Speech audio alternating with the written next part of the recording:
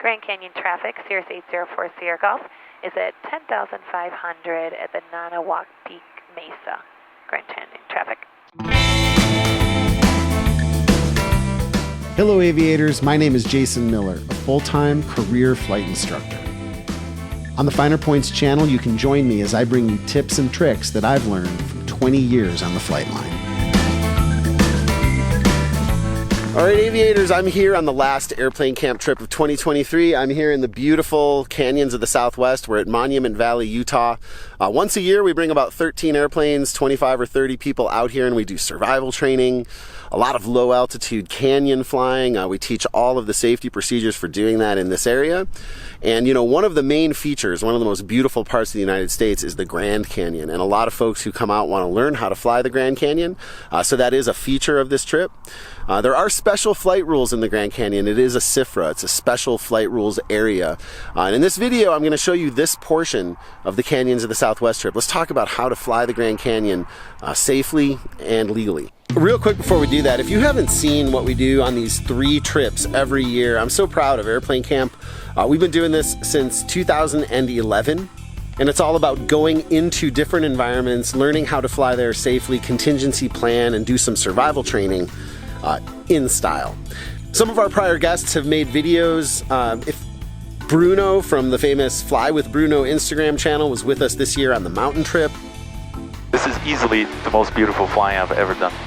And he made this awesome video. There's a link in the description, or you can click the link up in the right corner here. But if you haven't seen what we do on the mountain trip, you should definitely check that out.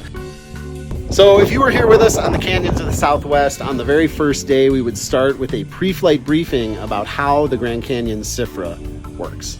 So just be careful as far as that goes. And then now, if you're going to go up and down the different corridors, remember, altitude change, you got to go northbound, and then you're at 11.5. Okay, so there is a paper chart, a specific fly chart, aeronautical chart for the special flight rules procedures around the Grand Canyon National Park.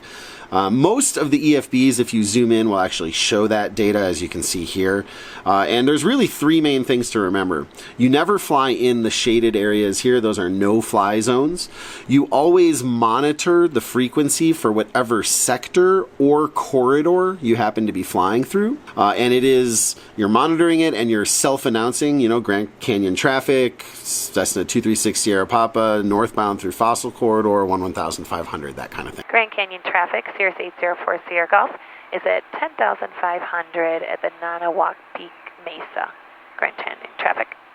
Cool, and just let them know that you are southbound through the Zuni corridor, 10,500. That's the main info there. Okay.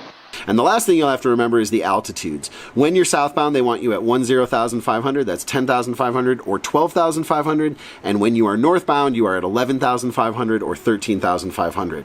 Those are the 3 big rules. I mean, you remember that. You can go fly the Grand Canyon safely and legally. But let me show you another cool thing. If you are interested in getting lower in the canyon, there is an exception up here for Marble Canyon. Landing and takeoff operations below 3,000 feet above airport elevation within 3 nautical miles of the airport are authorized, okay? So if you are landing at Marble Canyon, you can descend below these altitudes. Now that's a bit further north, than the main canyon area, but it is beautiful up there and it's nice to fly down into Marble Canyon. Just like that, we're off flying some of the most beautiful terrain in the United States of America. It's accessible from the south, from the west. You can get there from Colorado pretty easily. Just a beautiful flying destination.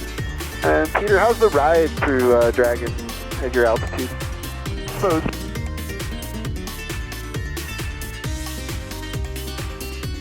So you can see really that it's pretty straightforward flying the Grand Canyon, and I think you'll also find if you come on a Canyons of the Southwest trip with us next year or the year after or whatever, that at the end of the day, when you go home on Monday morning, it might not be the Grand Canyon you're talking about. It might be all the other canyons we fly on Saturday. A lot of that low altitude canyon flying up near Moab and Green River is absolutely epic. If you haven't seen the video we did prior, you should check it out. And if you would like to join us at Airplane Camp, we would love to to have you. Check out the link.